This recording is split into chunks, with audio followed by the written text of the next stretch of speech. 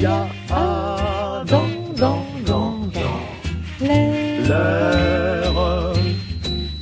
de l'IA. Pour faire. Chers auditeurs, bienvenue dans cette nouvelle chronique, un air d'IA. Je suis Valérie Fatpi et chaque semaine, avec Gaëtan Gotis, grand complice de cette émission, nous vous invitons à découvrir de quelle façon l'intelligence artificielle redéfinit les contours de notre quotidien. Gaëtan, bonjour. Bonjour Valérie. Alors je précise ici que ce rendez-vous s'ouvre sur une bande-son générée par IA sous les prompts de notre génial Jean-Manuel Mortier et que le mixage a été assuré par le tout aussi génial Pascal Jambi. Cela dit, en matière d'IA, qu'il s'agisse d'éducation, de travail, de santé, de création, quels vont être les apports de l'IA et à quoi vont nous servir ces nouveaux outils? Chaque mois, c'est un nouveau sujet que nous déclinons sous le prisme de 4 à 5 chroniques.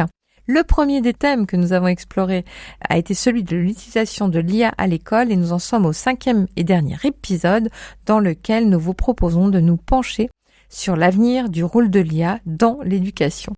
Alors, juste avant, une première question Gaëtan, quels sont selon vous quand même les risques de dépendance à l'IA pour les jeunes générations ? Alors avant de parler de dépendance, on peut parler de réflexes, de mauvais réflexes, à utiliser des solutions qui donnent des réponses avec ce qu'on appelle un biais de confirmation, c'est-à-dire on a demandé une réponse à un outil quand on est en classe, quand on fait un exercice, et à prendre cette réponse pour argent comptant. Ça, c'est un biais auquel il faut faire attention en tant que jeune génération ou pas seulement les jeunes générations. En tant qu'esprit critique, quoi. En tant qu'esprit critique, voilà. C'est pas parce qu'un outil à base d'intelligence artificielle m'a donné une réponse qu'elle sera nécessairement juste. Donc la question est la vérification, déjà. Vérification. Voilà, vérifier. Être en capacité. Ouais. Avoir des bons réflexes par-dessus ces mauvais réflexes, éventuellement, si on peut appeler ça des mauvais réflexes. Parce que si on regarde un peu l'état de l'art, les dernières versions de ChatGPT et autres modèles d'IA conversationnelle, on tourne autour de 60-70% de fiabilité. Donc ça veut dire qu'une fois sur 3, on a une réponse qui est fausse, voire complètement à côté de la plaque. Donc c'est un des risques sur ces réflexes qui sont d'utiliser immédiatement de l'IA pour les jeunes générations.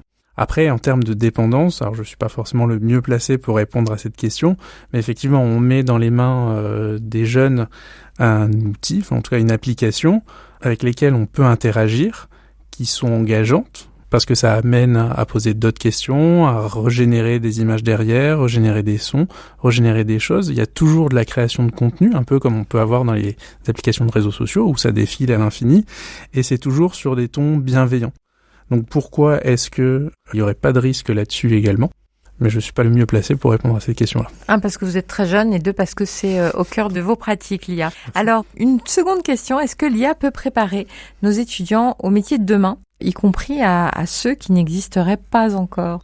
Alors, ils peuvent préparer les étudiants au métier de demain dans le sens où on peut intégrer de l'intelligence artificielle dans des outils pédagogiques pour créer de nouvelles expériences d'apprentissage auprès des étudiants, mais ça peut aussi être les préparer dans leur futur métier, éventuellement autour de l'intelligence artificielle. Ces nouvelles technologies, elles ouvrent la porte à de nombreux métiers.